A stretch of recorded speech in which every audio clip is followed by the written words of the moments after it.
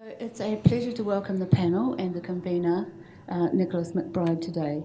We were just discussing outside how long we've been doing this, and we think it's well over 10 years, so that's pretty amazing. And Nicholas has been convener for every single one except one when he was overseas.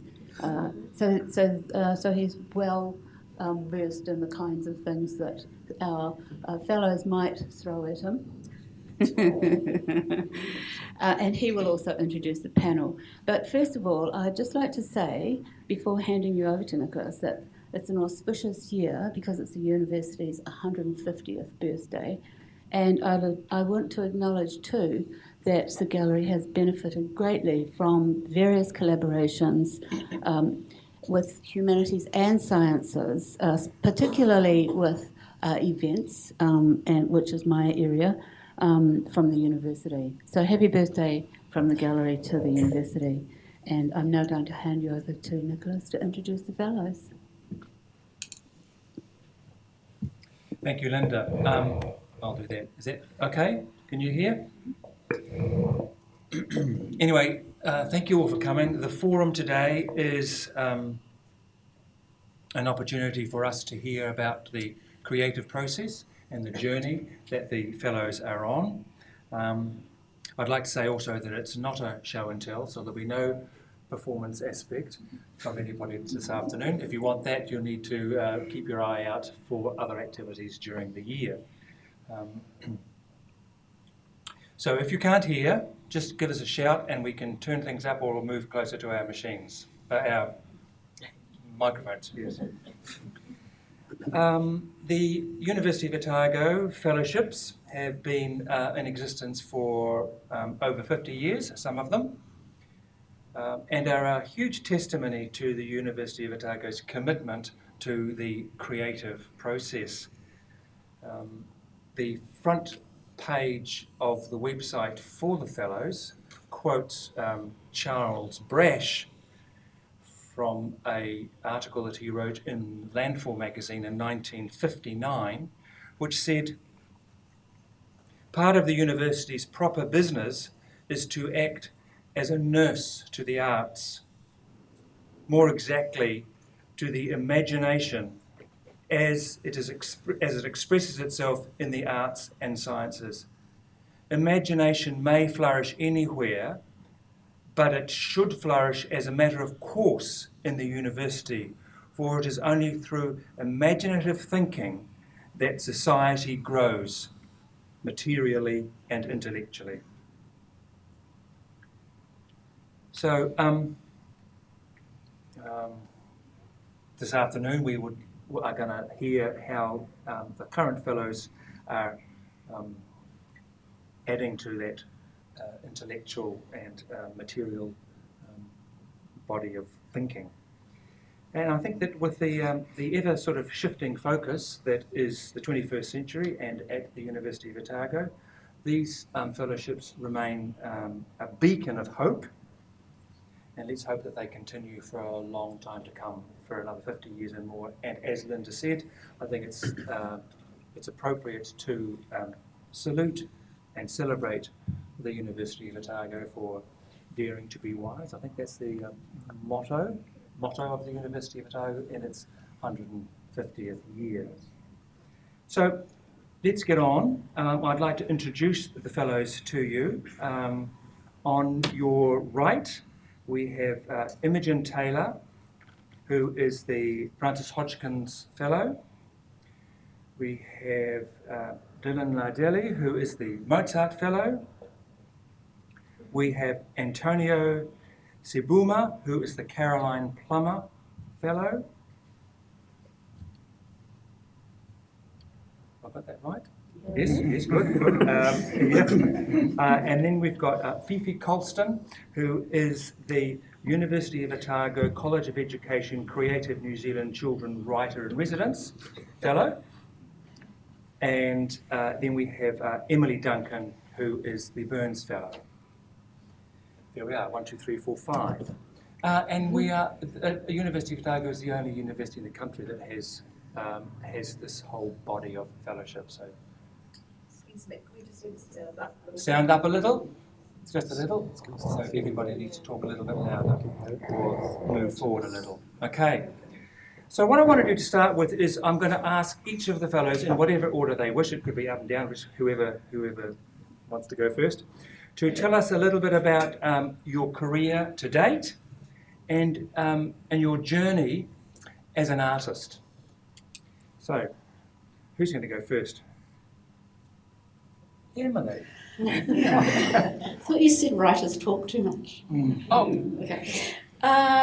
Well, journey. Maybe I could talk about when I applied for the fellowship. So I applied the year before. So what would that have been? 2017 for 2018. And I got one of those rather lovely rejection letters that I'm sure we're all very familiar with, that you get every once in a while, as opposed to the standard rejection letter. Every now and again there's a little note added, such as, it was along the lines of, please do try again. We liked your application. And then most of you will be familiar with what happened at the beginning of May last year, and I had, I think, 3 different projects on the go at the Fortune at various stages when it closed. So I was in a bit of a funk, it would be fair to say, and I wasn't even really sure how to communicate the value of what I do when it can be so easily crossed off a ledger, to put it bluntly. But I kicked my own butt, to put it blankly, and put the application in. So, yeah, pick yourself up. That's in a nutshell. I'll go next because I'm right there. I've got a many and varied career, and I started off at design school in Wellington. I was a commercial artist for a very long time. I've always loved reading, writing, drawing, and making things. And so over the years, I've been on television making things. I've been writing things and getting them published. Largely my publisher is Scholastic, and illustrating books, and being very highly involved in the world of wearable arts, doing costuming, and then latterly for props for films and web series and that sort of thing. So I applied under a bit of a 3-pronged thing. While I'm the children's writer in residence, with the longest title in the world, by the way. It is, I've come as a writer, illustrator, and costume maker, and my project involves all 3 strands. So I haven't done a lot of costume making while I've been down here, because I haven't got my industrial sewing machine and what have you, but I'm certainly doing the other things. Thank you so much, everyone, for coming. I'll give a brief of kind of the headlines in my career. First, I started off in church mainly. That's when I realized I could be on stage or teach or choreograph. Then from church, I expanded to engaging in different talent shows. And from there, I connected with a group of friends of mine, and we started a project called Breakdance Project Uganda that attracts a lot of young people from different walks of life that have a disadvantaged background to, be part of an experience, a dance experience, and, forge a life out of that. Then from there, I formed a project called Kwenda Productions with colleagues of mine from Germany and Zimbabwe, and it's about different artists from different parts of the world collaborating on eye level, because the projects that we were part of before was more of Europe was always the one giving Africa, so we're how come, how can we have a platform that is kind of like a two-way street that, you give and take, and the same thing the other way around. Then I also started a project called Us to Hearts, and that one is mainly based on, focused on breaking stereotypes, especially in the Western world, if I can call it that.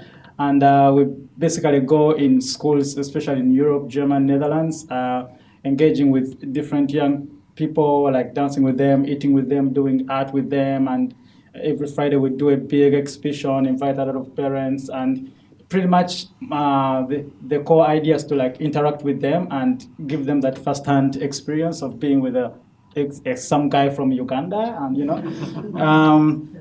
Anyway, to cut the whole story short, I got the opportunity to be a Pina Bausch Fellow in 2017. So when I was giving a presentation in Wellington, a coordinator told me about the Caroline Plummer Fellow, and when I read the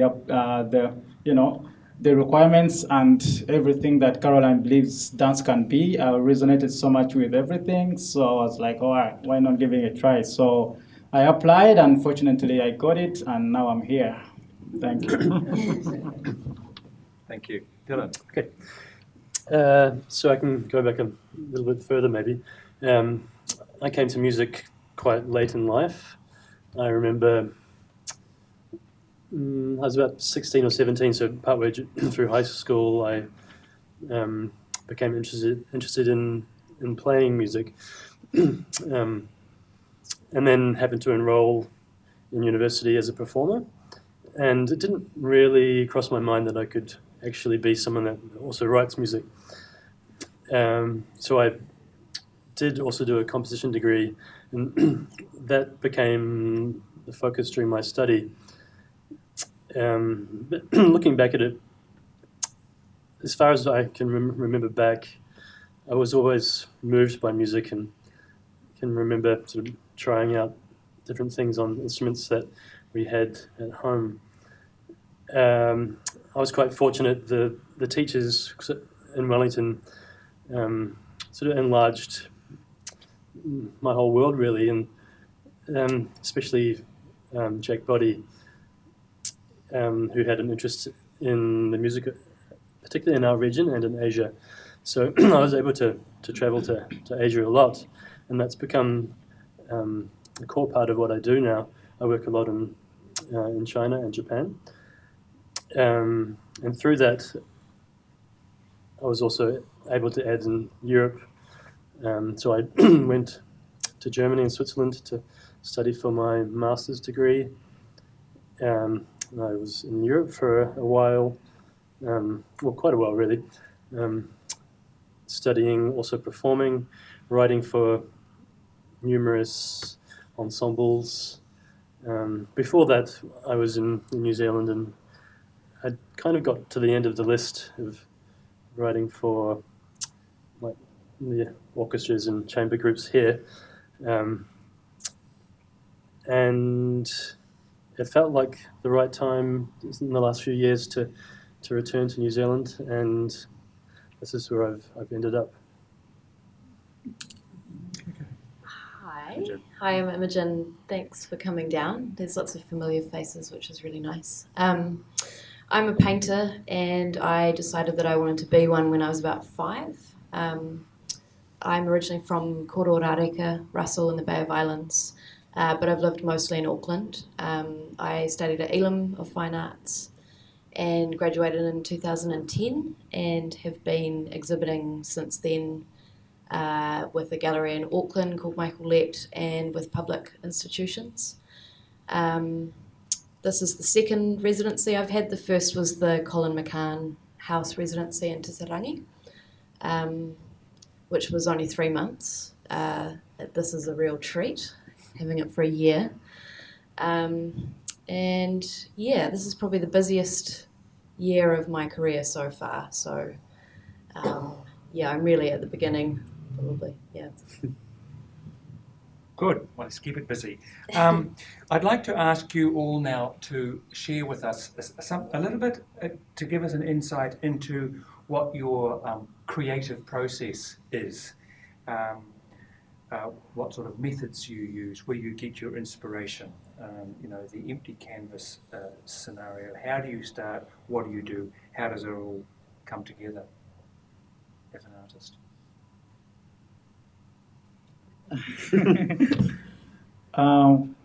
The challenge with that question is that sometimes I'm a choreographer, sometimes I'm a teacher, sometimes I'm a projects manager. So I think the best way to respond to it is in this context as a community artist.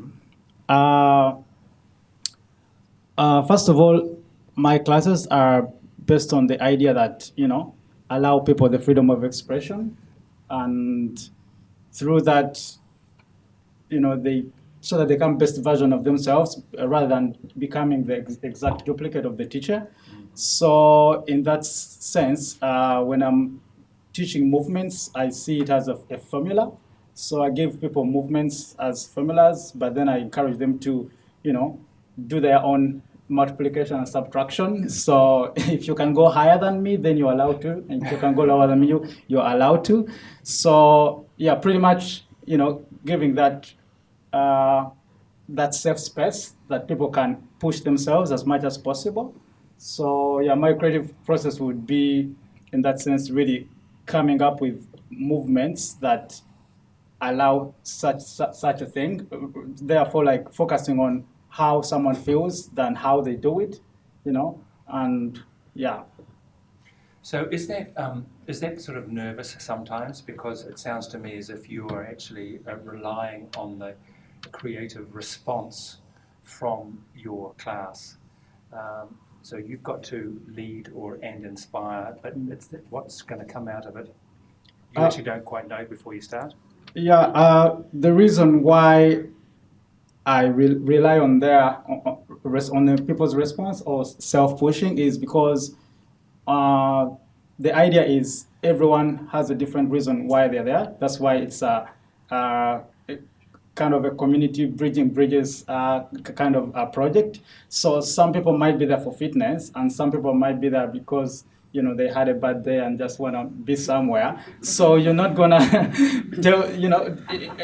force them to give the same energy. Someone who wants to work out and someone who just wants to let me just forget about how terrible the day was. So in that sense, like you give like tips and different formula.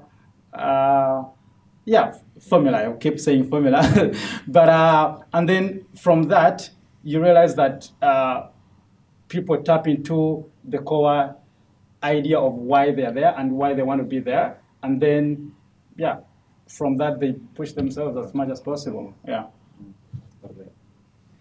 Dylan. Yep. Your process, inspiration, methods. Do you work with a piece of paper or do you work on a... Oh, sorry. You go. When people ask this question, sort of makes me realise how diminished the vocabulary around sound is compared to seeing. But for me, we have to use this word observation, but oral observation for me, taking in oral environments and sort of unpicking what they're made of. That's something that I'm quite inspired by, and like somehow constructing sound environments and material around that can grow into the shape of a piece of music. I'm also quite interested in the instruments we have that play music are tools that have developed some of these things over hundreds of years as expressive tools as vehicles for interpretation of sound. So I'm really fascinated with these instruments, objects, how they function, and sort of holistically, I can work with their nature to sort of uncover sort of further sound potential, and that also enables me to construct music around that as well. So if, for example, and I think this is probably true, you are commissioned by NZ Trio, yes? Yep. Yeah. So NZ Trio calls you and says, can you please write us a piece? So that'll be presumably for them. That's violin, cello, and piano, right? Mm-hmm. Yeah. So what do you do? How do you start? How do you do it? I think it's really vital to know the context of a group like that. So a piano trio, it's not quite like the string quartet, which has a much richer, denser tradition. Piano trio, so the history of music sort of arose around the time of Haydn. He was working in Hungary. So I do delve into the repertoire, not as examples to follow, but more of not what to follow. And also recent repertoire, recent history too. I am quite interested if there's a small number of people, 3 or 4, and how they're constructed, how they interact with each other. With that particular combination, there's one instrument which is very dominant, being the piano, against 2 much more, I think, more intimate, homogeneous instruments. So I do sort of think of these formations and the sort of the practicalities of perhaps finding a new way to reformat that. Do you use a pen and paper or a computer, or do you use a keyboard when you're actually creating the work? Well, it filters ideally from my mind through an instrument. I have a number of instruments that I call upon, onto a piece of paper, and then into a machine, because no one can read my writing. Thank you. Imogen, your creative process, your inspiration, How and much the way you do time it. do you have? Well, It's like the most- everybody's got to talk Yeah, today. So. Yeah, it's a huge question in painting. How do you start a painting? Where is it coming from? I'm not a believer in thinking that you're waiting for inspiration to pop into your head and then make something from that. I think in my practice, it's hard work and it's practice and it's drawing and it's painting all day, every day. But I'm also really interested in the kind of politics around starting a blank canvas and what do you do and what that decision making process can be and what the parameters are, and and I'm interested in particularly the decisions that women make as artists and their practices being kind of reflected or shown through my practice. So I look at a lot of art history as well. I look at images a lot. I'm ferreting around for practices that have not been had the recognition that they needed to have. But yeah, I think discipline and mixed with intuition and arbitrary decision making and all of that, but mostly trust, I think. Trust in yourself. Yeah. Fantastic. Emily, just jumping down there to the table, why not? Can you tell us about your creative process, your inspiration and method? With a play, I didn't mention, for those of you who don't know me, I'm primarily a playwright. I often begin with a question, usually a sort of ethical question, and it's a nice way to think about maybe framing a play, because I don't want to give an audience all the answers. I want them to go away questioning the work themselves, maybe what happens to the characters. I often say to other playwrights that I maybe mentor, maybe the worst feeling you want to leave an audience with is just disinterest. They don't. It's almost worse, it's very bruising, but if they don't like the work, at least they've had some reaction. But if it's, I know I feel it, if I go to a play and I just think I don't care, that's the worst.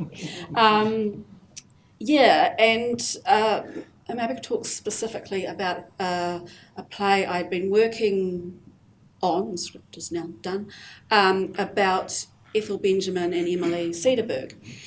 And so part of my approach with that, it's an historical fiction, so there was, I did a lot of research at the start, but there is a point, and this can be a good procrastination trick, where you have to actually push that history aside and say, right, where's the drama? Because drama has certain ingredients such as conflict.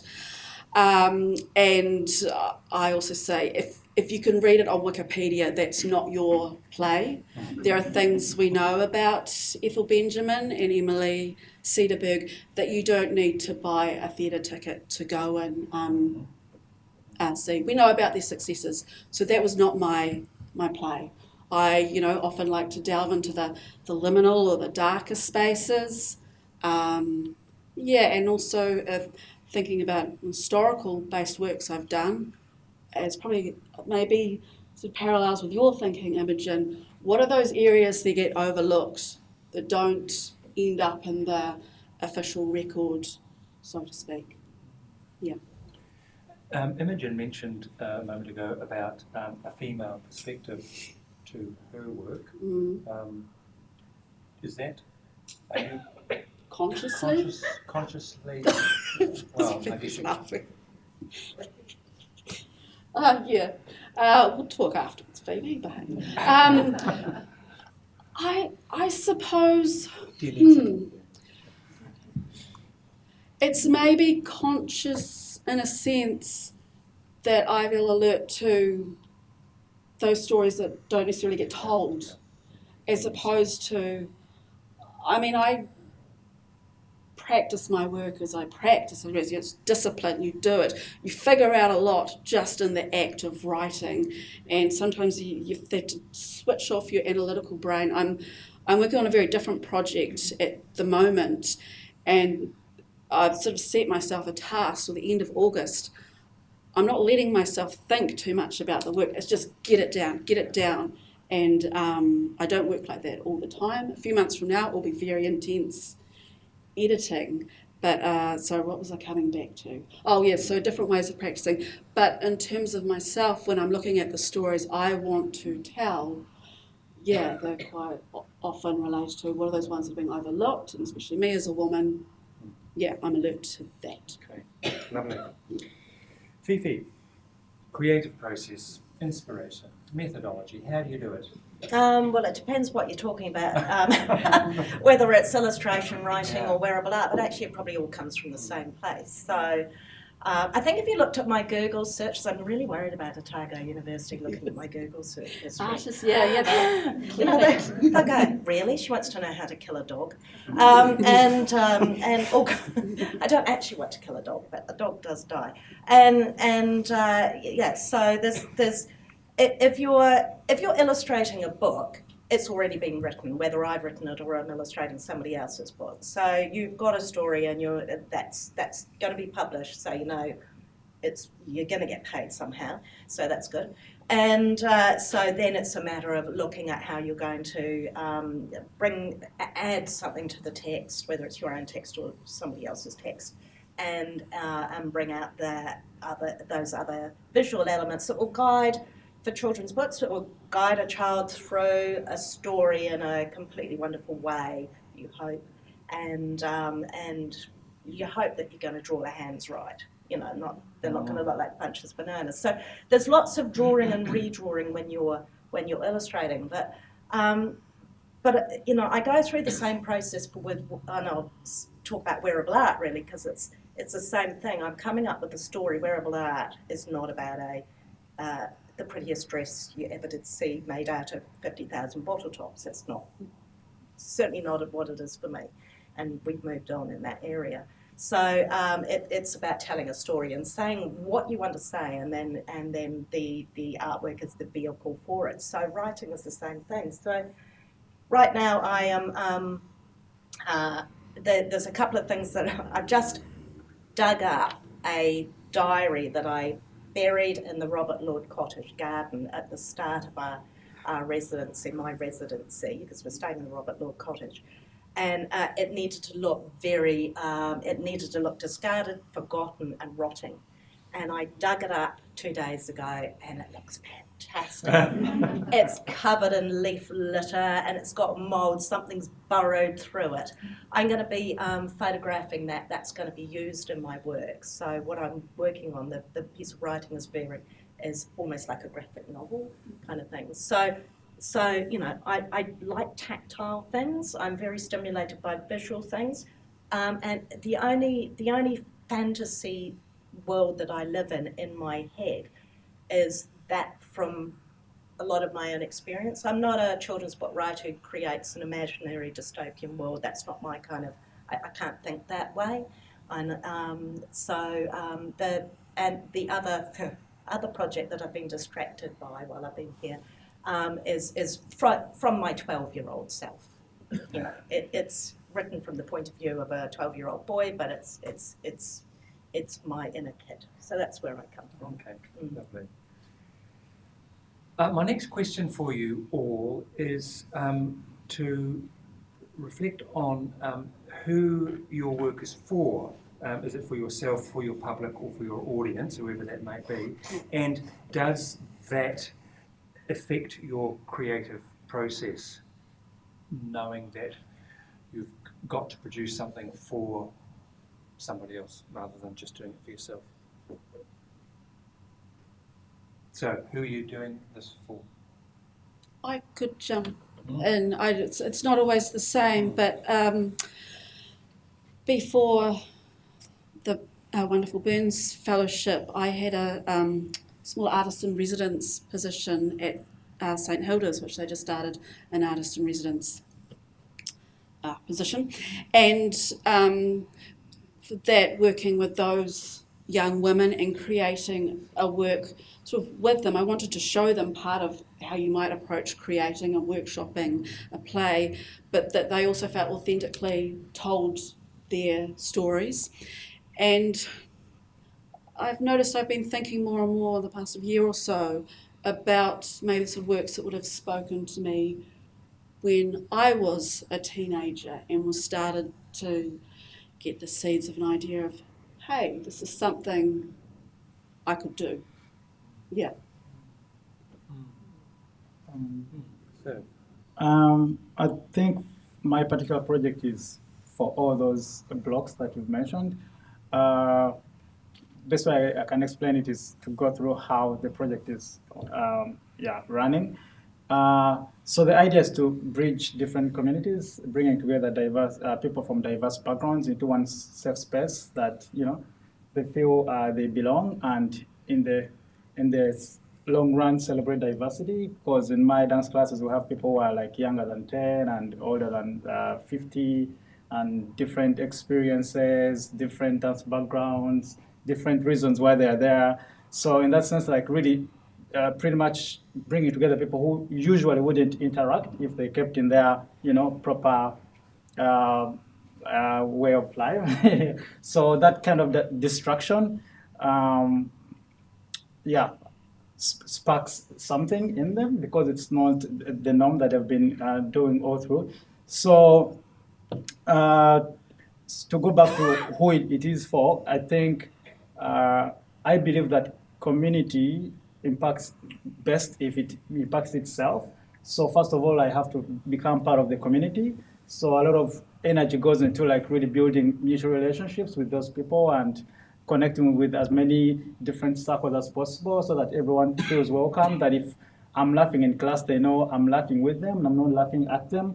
So how it affects me as a person or a creative person is that even if I've done so many community dance projects in different countries, still every community behaves differently. So I need to come with an open mind to realize that, okay, it's going to be different from how you taught people with Alzheimer's in Netherlands. It's going to be different from how you taught kids in Germany. So have, a bit of like a sketch idea of where it's going, but then be open to surprises and see how you can play around with them. So right now we are working on the show that I've never probably done before. So more than 50 people on stage, and like I said, so diverse, in terms of ability, age and level of experience and nationalities.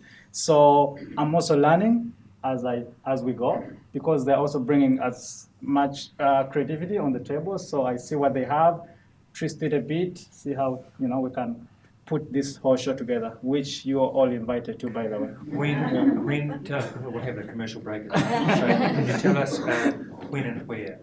Do you know when this is? Yeah, Where? I know when, where. It's going to be at the Castle One Lecture Theatre, still in the premises, and it's going to be on the 24th of August, and it's at 5 p.m. and it's by donation. Koha. Yeah. So anyway, you can go to Eventbrite if you want to book tickets, because they're kind of running so fast. So, but I would wish to see you specifically there. Yeah. Lovely. Dylan. Yep. Yeah. Does your creative process? Sorry, is your creative process affected by who you're doing this for, writing for, creating? Yeah, well, it's different every time, like what you're saying. It can really depend on who is requesting the work, but there is a common thread through everything. And primarily, I shouldn't feel embarrassed about it, I'm writing for myself. You're writing for yourself. Yes, but I am always considering how a work is going to be registered by listeners.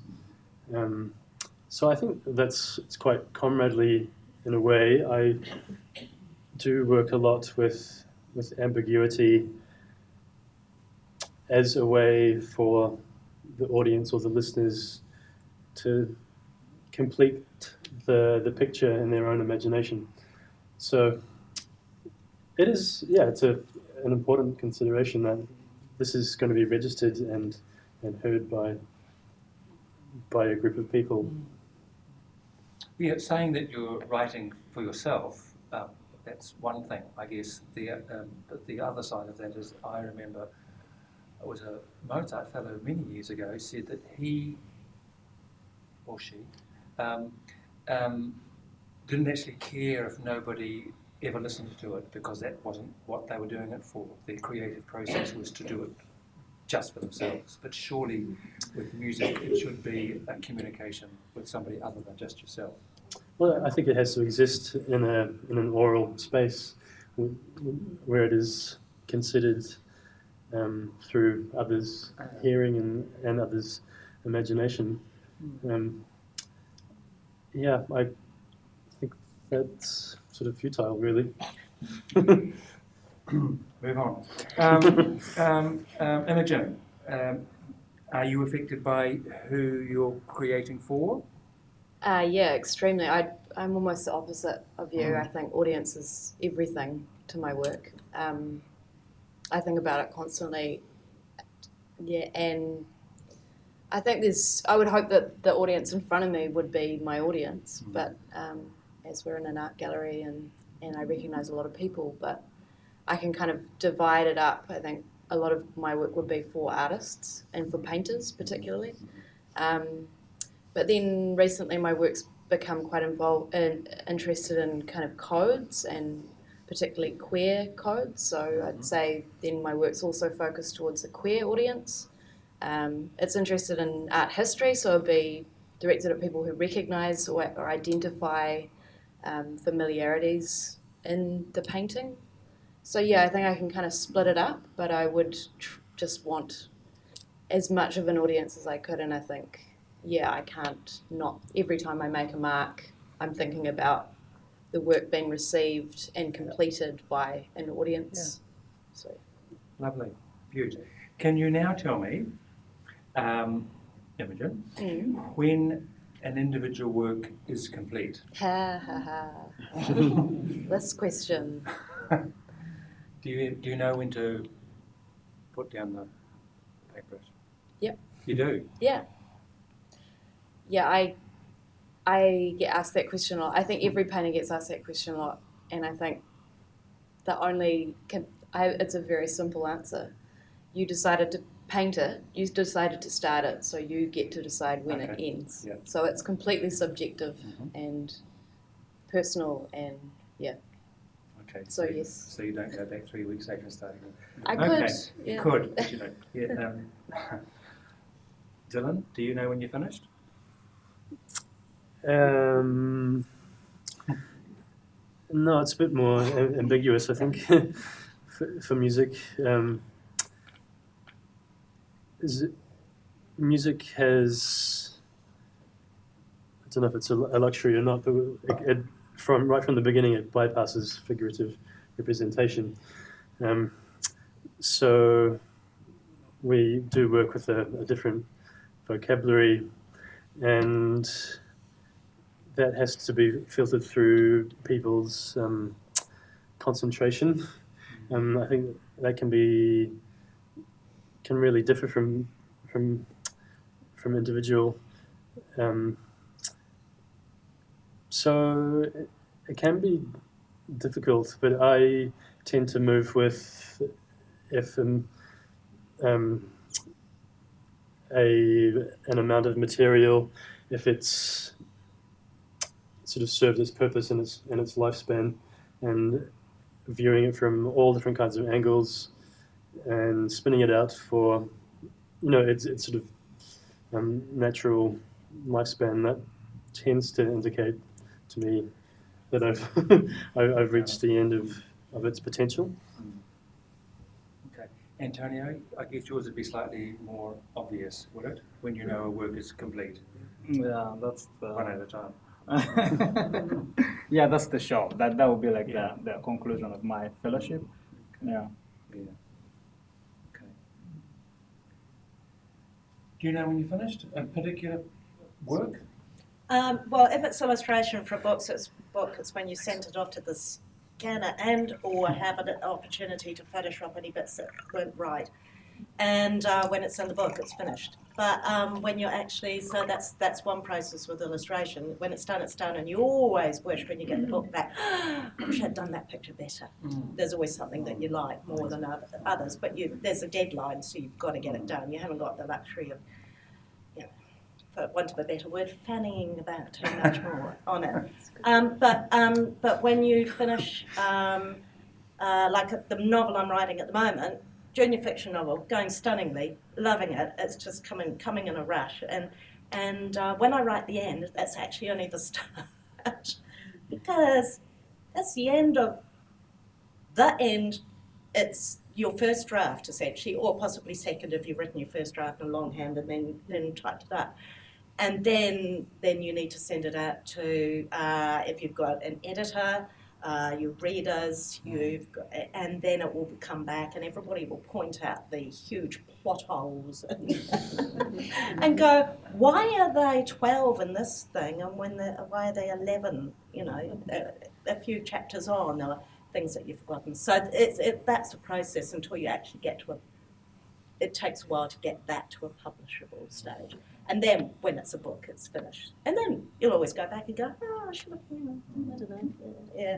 So you can't tweak it then. You can't tweak it. Yes. So Emily, do you know when you're finished?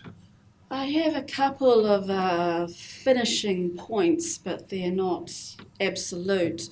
So in terms of a pre-production script, I feel ready that I want to hand it over to a creative team, a director, a sound designer, who do all those amazing things that I can write down on my script, but they have to actually figure out how to make happen.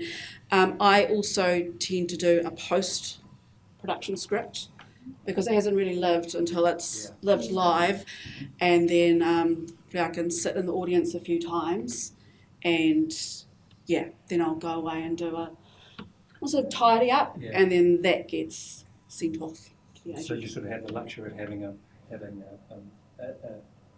review after you've finished by doing the final. Yeah, like even with a workshopping process, you can't judge everything until there's been that live experience.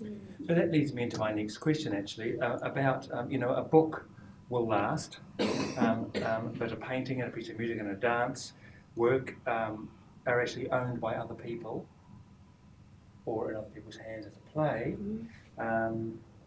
but they sort of vanish after their first performance. So how does that feel as a creator, that you either it's here and then it's gone, or it's actually in somebody else's hands to do something else with?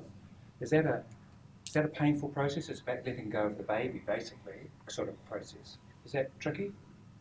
It can be. Yeah, it can be. It's something good. Yeah. Yeah. You want to- It's also quite exciting having interpreters realise something for you, but it is can be quite difficult. Like saying maybe you get a performance and then it can vanish. I feel that every piece of work you do becomes a part of the DNA of your next thing. So in that sense, it doesn't really ever go. Well, sometimes we're fortunate to have multiple performances. How do you feel? And is that nervous for you as a composer, having somebody take your work and do it and interpret it maybe not the way that you had envisaged it, or maybe interpreting it in a slightly different way, a better way, a worse way? It's just part of the process. Yeah, it is part of it. You do have to let go. You can be quite fastidious about notation and direction, but often with really skilled interpreters, they actually bring something to it that uncovers something that you didn't know. Imogen, you pour your life and soul into a work, and then it's in a gallery or somebody buys it and that's it, you've lost it. Is that good? The money in the bank's good. It's kind of worse if the paintings come back from the dealer because he can't sell them. Yeah. But no, it is sad. They are babies. It's painful to think about them, but I still own the copyright of the image, so that's good. Yes. I don't own the object. Yeah, I think having them as images, reproductions, is good to look back through them and have that, but as objects, yeah, it's good to not have storage. Yeah, as well. And I guess as a choreographer, Antonio, a work is created, particularly in the community context, is created and everybody is engaged, and then it's gone. Is that okay? I think maybe I've never really thought about that, but now that I think about it, I think it mostly goes back to credit, that if someone else did kind of the same thing, that to acknowledge, that, okay, someone thought so much about a particular idea that I'm kind of duplicating. But I think there's also still a pleasure of like giving back to something that lives through other people. So yeah, it really just goes back to, like as a person, like how do they treat the work that they've duplicated? Yeah, so it's I would say it's a different situation in different, right? And it still goes also back to the earning part. If I think about as a choreographer, not as a community dance practitioner, that if you realize someone else is using it to make way much more money than you did, sometimes it can kind of but it is what it is. You just have to make sure at the time when you release it, if it's a choreography, then Yes. Yeah, I understand. I've got a couple more questions because time is moving on. Fifi, you mentioned before about when a publication is done and you look back at it and think, oh, could have done that different. Is that a question for you all about looking back on your earlier work and maybe wishing you'd done it differently, or maybe not even put it out into the public domain? Or do you just not go there? Is that scary? Or No, I think it's probably like what Dylan was saying. It's all part of your DNA. I don't think it's good to have a place for regret as such, because it's sort of regretful. No, I don't feel any of my works exist. They might be distinct projects, but they don't exist in isolation. Yeah. They were all my babies in some way. Yes. But- I only have one regret. Apart from some of the commercial art illustration that I did years ago, which I hope never come back to haunt me. Dogs wearing water wings for, pool accessory catalogues and things like that. And occasionally one does come up, and you go, oh no, that was when I didn't know how to draw anything, and I was a new graduate and I didn't know anything. And there's only one book where I really wish I had done my research better. And it was a book called Papa's Island by Melanie Drury, and I didn't do historical research on the uniforms particularly well, and it was picked up by a reviewer. It was the only thing that they wanted to talk about because there was some military collection geek, but now having actually made military uniforms for costuming, I'm actually a geek too. So I understand it. So it's only where I haven't done my research properly because I ran out of time or I didn't think it mattered. So research is so critical. Yeah. But everything else, I love it. I love it. So have any of you felt that you would rather it wasn't out there? What you've done previously? Constantly. Constantly? Yeah, every day. Oh, okay. I think every painting is aiming towards more of something that another one in the past didn't manage. Okay. Yeah, I don't know. I constantly look back at work and think, wow, that's terrible. So this is self-criticism, I guess, all the time, just Yeah. as a way of part of your process. Yeah, and I think you grow and you learn and Okay. you just get better, and so you're constantly critiquing. Yeah. So, it's different from this end of the table. Interesting. Yeah. Well, you Are you can the same? I think, well, yeah, similar. You can see it as essential building blocks to where you are now. It reflects something of where you were at the time. And it's like anything in life, isn't it? you. No comment. Yeah, indeed.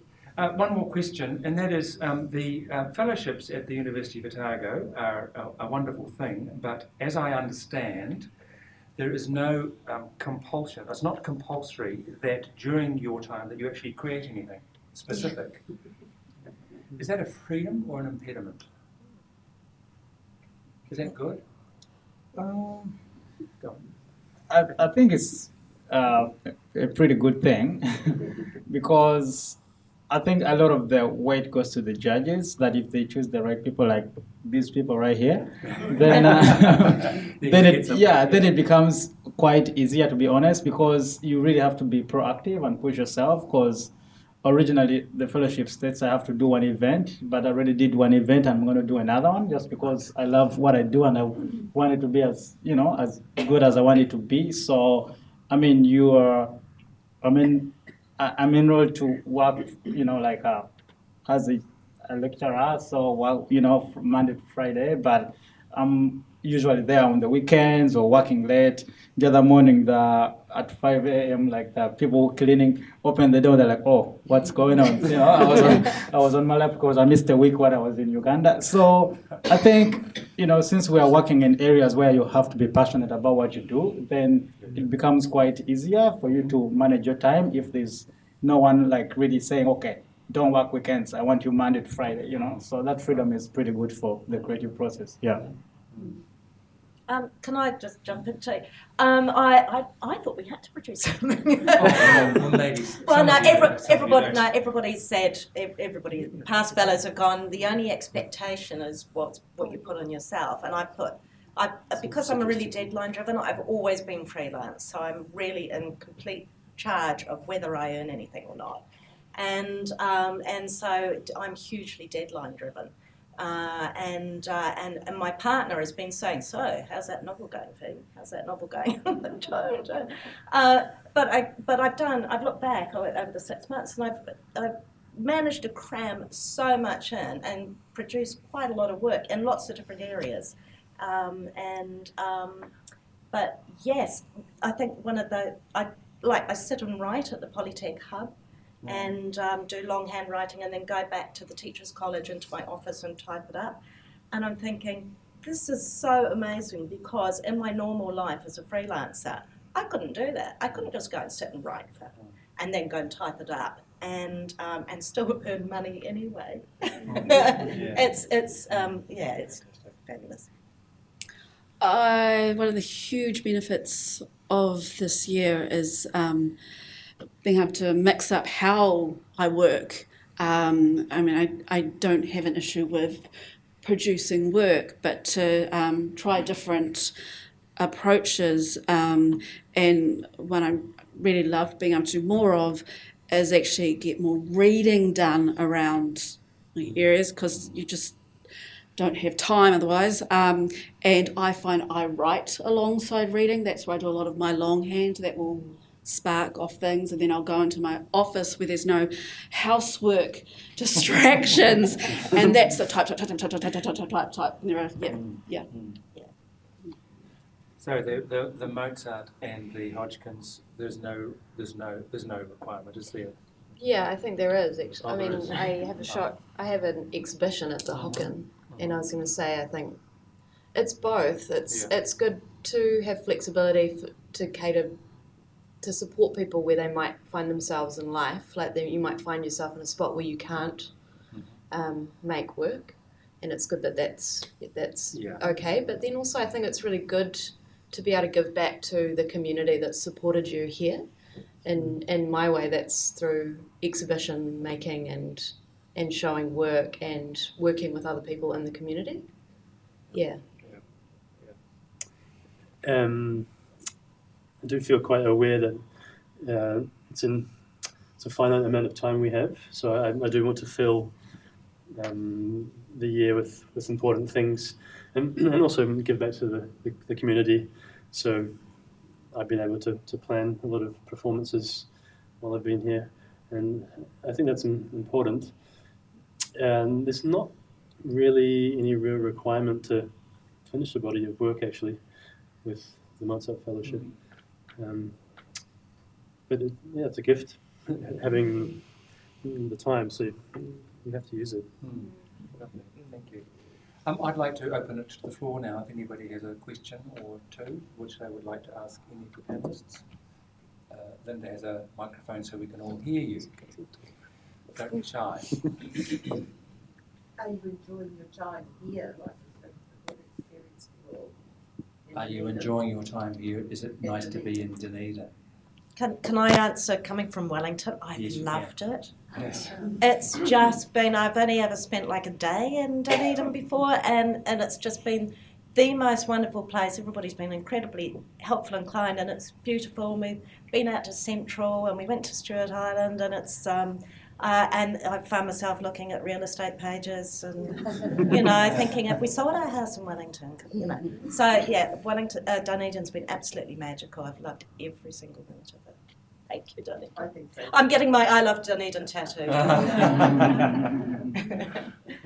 Yeah, I'm also loving Dunedin because I was in Auckland for 2 times before coming here, and I love the fact that it's quite different. And having not had the opportunity to be at the university, I really love the campus feeling of the university, because it was quite different with the University of Auckland when I had the fellowship there, because the buildings are so scattered in the city, but really that campus vibe, I just love seeing a lot of people walking up and down, Yeah. So, yeah, pretty much really love it. Dunedin's a very long way from Uganda. Yeah. Yeah, it's pretty long, but definitely worth it. Yeah. Anybody else? I'll just give you this so everyone can hear you. I always mean not to ask questions, however, I can't help myself. Antonio, I'm concerned that you appear not to be able to record a permanent or a record of your dance compared with your fellows. And you mentioned copyright because people can take your movements. do you video it so then you can make it copyright? I'm not sure. I've just thought that up as I was worrying about you. I thought, what a shame. And how would you make a permanent record of your artistic expression of your dance? That is definitely a big challenge because really it's kind of hard to copyright it and own it and protect it in a law way.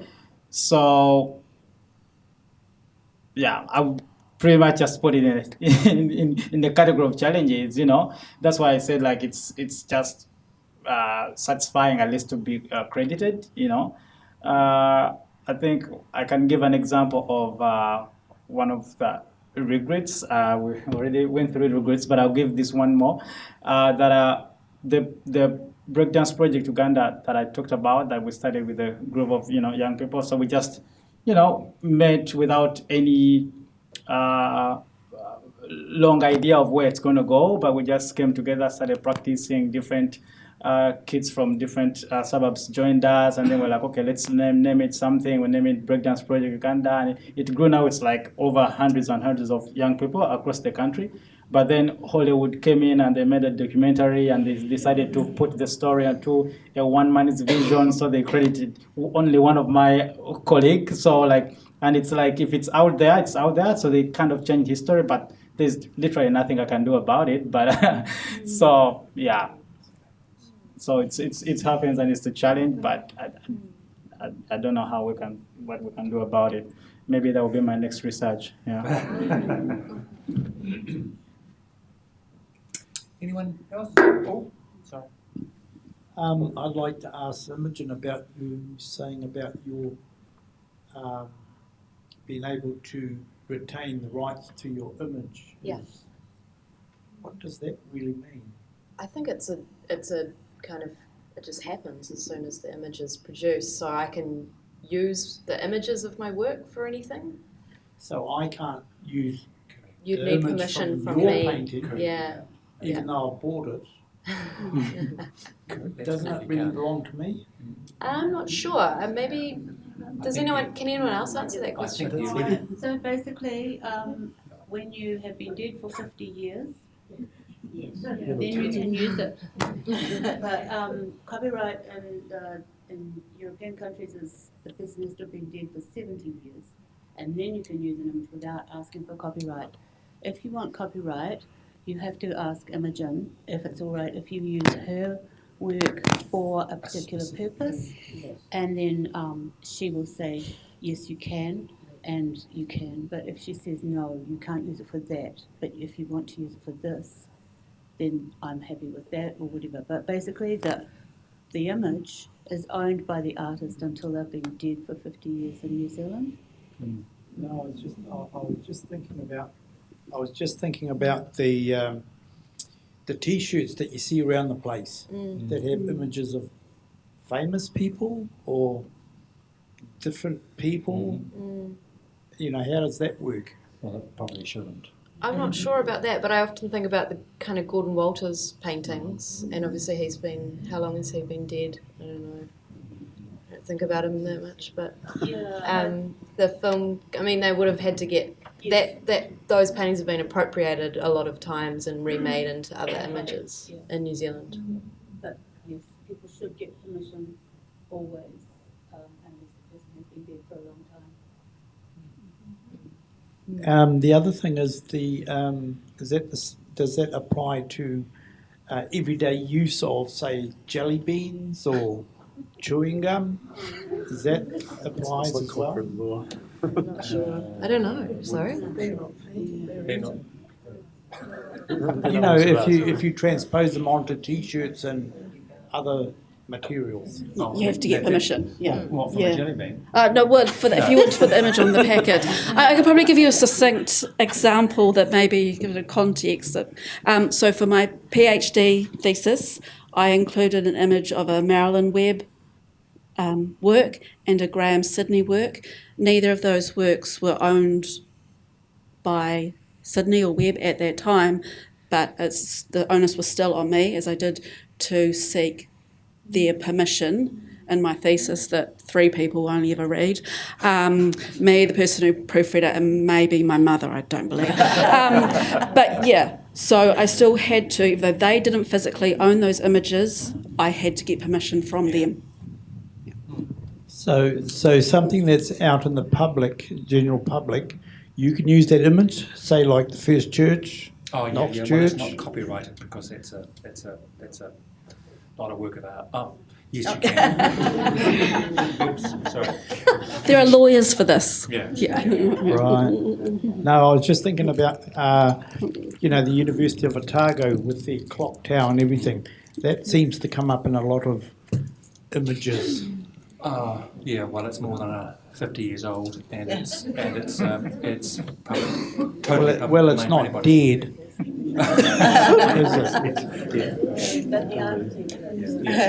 Okay. Are there just before we finish? Are there any more questions? One down the back.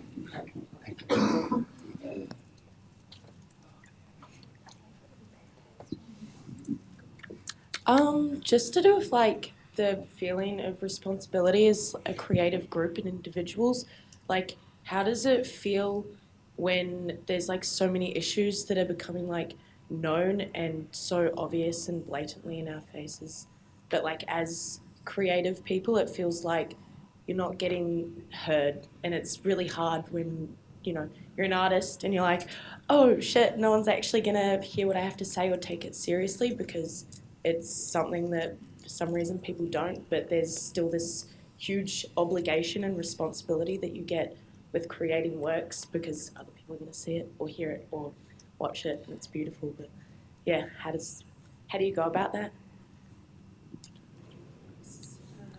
What do you mean by so many issues It's like happening around in the world? Social conscience of society. So you being the social conscience of the society, of the whole of the world. A sort of social conscience, I think. Yeah, it's about social conscience. Mm-hmm. Nobody wants to answer that? As a children's book writer, I have no social conscience about anything that's set to not cause harm to the kids that are reading or looking at my staff. But, like with wearable art, for instance, it's a story. And so if I've got something political that I want to say, I might say it through that medium. But, I personally am not a political artist. I say everything I need to on my private Facebook page, not the public one. But Imogen, you might have a different view because I think you're, yeah. Yeah, I was thinking about this the other day. I think about it a lot with climate change and being a painter who's not, my work isn't directly about that, but I think about it, I get anxious about it a lot, and I guess it is somehow trickling through the work, but it's good to remember that it's a long-term career, so maybe something will come up later on. But like the other day I went to protest at Ehumatau and then had to go to and give a talk about painting. Like, it was really strange, but I don't think you have to take it all on your back and try and be a superhero, but you try and do what you can in your field, and it can be super specialized, and it can still be helping in some way, even just being an artist and being being out there and being in a community and showing that people that you can choose that kind of work, I think in itself is really important. Yeah. I would comment on that. I think as a dancer, I feel fortunate to be operating in a medium that makes people happy and joyful. So I'm so interested in this, in the social situations, but I'm also happy that already, bringing a certain joy and love to people is already, a positive impact.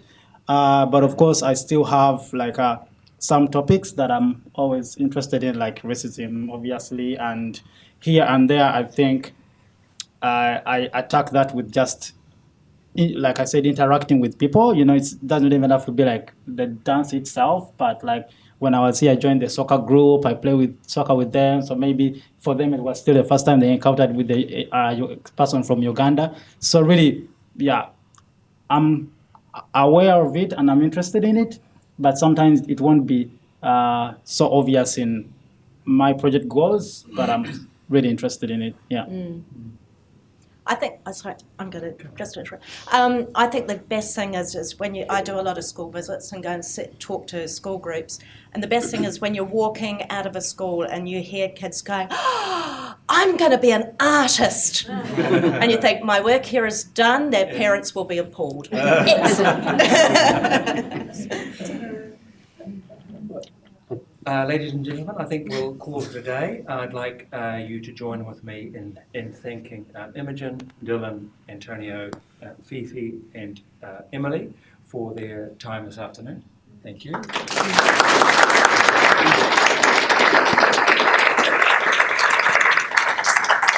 And I would also like to thank the University of Otago for Tony Valentine and Wendy Adams for looking after us here, and for Linda Cullen and Johnny Chapman from the DPAG for always looking after us.